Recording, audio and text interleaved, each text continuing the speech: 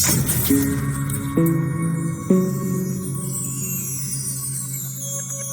tout le monde. Aujourd'hui, je voudrais vous parler d'un thème que je juge très important. Cessez de vous mentir à vous-même. Pourquoi est-ce que je dis cessez de vous mentir à vous-même? Tout simplement parce que aujourd'hui, nous avons une crise de l'emploi. Et cette crise de l'emploi ne va pas se résoudre. Non, il ne faut pas rêver. Elle ne va pas se résoudre du tout. Ça va aller de mal en pire. Cessez également d'accuser les gouvernants. Ce n'est pas les présidents, les ministres et tout ça qui vont faire inverser la courbe.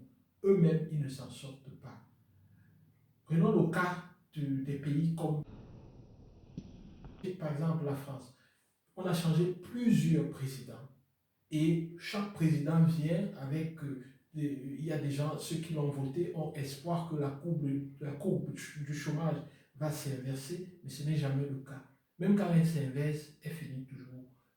Quand, par exemple, le taux de chômage baisse, à un certain moment, ça remonte. C'est presque impossible d'inverser cette courbe du chômage aujourd'hui, quel que soit le pays où on se trouve. Je vais vous expliquer pourquoi. Plusieurs emplois sont occupés de jour en jour par des robots.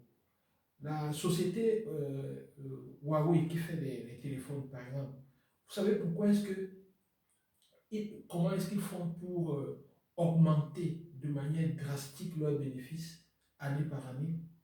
Les humains sont progressivement remplacés par les robots, ce qui fait baisser les coûts de production et ça leur permet d'avoir des smartphones de bonne qualité à des prix de plus en plus moins chers.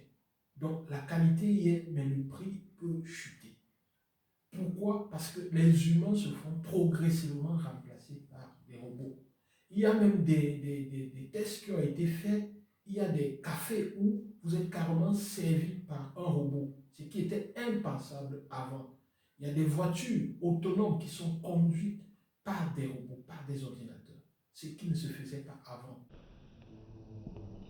Vous allez prendre un taxi, il n'y a pas de chauffeur, c'est le robot, c'est l'ordinateur qui vous conduit, qui vous prend d'un point A et vous amène à un point B. Dans un monde pareil, l'emploi ne va que disparaître. Mais qu'est-ce qu'il faudrait donc faire? Ça, c'est la grande question. Le problème, c'est que les emplois tels que l'ont vécu les générations passées sont en train de disparaître. Mais en même temps, des nouvelles opportunités secrètes. C'est la raison pour laquelle il faudrait repenser les choses, il faudrait analyser le monde de l'emploi ou analyser la société de manière objective, de manière réelle, pour pouvoir trouver son identité, pour pouvoir trouver son couloir dans cette nouvelle société qui est redéfinie par des nouveaux pions. C'est à ce niveau-là que se situe le défi actuellement. Il y a des choses qui sont possibles aujourd'hui qui n'étaient pas possibles avant. Il est question de s'adapter à la nouvelle donne et d'avancer avec cette nouvelle donne-là. Aujourd'hui, si vous êtes au lycée et que vous vous concentrez uniquement sur vos études, vous finissez vos études, vous êtes à la maison, vous vous concentrez uniquement sur vos études, il y a de fortes chances que vous soyez hors de la plaque. Excusez-moi les amis, je vais vous dire quelque chose qui va certainement vous surprendre. L'école, c'est l'une des arnaques les plus grandes qu'a connue l'humanité. Si vous allez dans un bureau, prenez 10 personnes au hasard, posez-leur cette question. Est-ce que vous êtes heureux de faire ce que vous faites? Il est ingénieur, il a un master en économie ou en comptabilité, je ne sais pas trop quoi, et il exerce dans la comptabilité. Demandez-lui s'il est heureux de faire ce qu'il fait. Ou du moins, là encore, ils sont plus nombreux qui sont malheureux. Après une formation X, on a un boulot Y qui n'est pas vraiment en adéquation avec la formation. Est-ce que ces gens sont contents de faire ce qu'ils font? Très peu vous répondront qu'ils sont vraiment heureux de faire ce qu'ils font. Et ce n'est pas une question de pays. Régulièrement, lorsque je voyage, je m'amuse à poser cette question aux gens avec qui je suis. C'est-à-dire, si je vais à un séminaire en Russie, par exemple, les collègues de Russie, de Pologne, de Belgique qui sont là, j'essaie de faire un test là. Je leur demande si, est-ce que vous êtes heureux de faire ce que vous faites? Et les réponses sont toujours très surprenantes. Et lorsque je demande, qu'est-ce que vous aurez aimé faire? Très souvent, les réponses sont vraiment surprenantes. En fait, l'école en soi n'est pas un problème. C'est l'école qui m'a aidé à savoir penser, à organiser mes pensées, à pouvoir rédiger un texte, à pouvoir parler devant un public comme j'essaie de le faire maintenant. C'est l'école qui permet tout cela. Mais l'école telle qu'elle est pensée est carrément, comme on dit, ça fait tout faux dès le départ, telle qu'elle est pensée. C'est pour ça que cette école-là devrait être réformée. Sinon, les produits de cette école seront programmés pour être de plus en plus malheureux, surtout dans le monde à venir. Prenons un exemple. On a les statistiques pour le cas de la France. Savez-vous combien d'enseignants se sont suicidés en France l'année passée, l'année scolaire passée? 58 enseignants se sont suicidés en France, ce qui est l'équivalent d'environ un enseignant qui s'est suicidé chaque semaine l'année passée en France. Cette année, depuis la rentrée de septembre, il y a eu 11 suicides d'enseignants en France.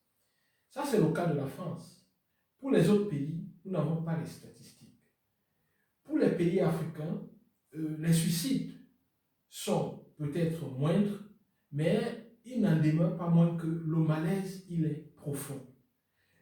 Les classes des enseignants, les groupes des enseignants, sont les groupes où on retrouve le plus de personnes frustrées, aigries, et souvent ça se répercute chez les enfants. Maintenant, je vais vous poser une question. Confierez-vous votre enfant à quelqu'un qui est malheureux?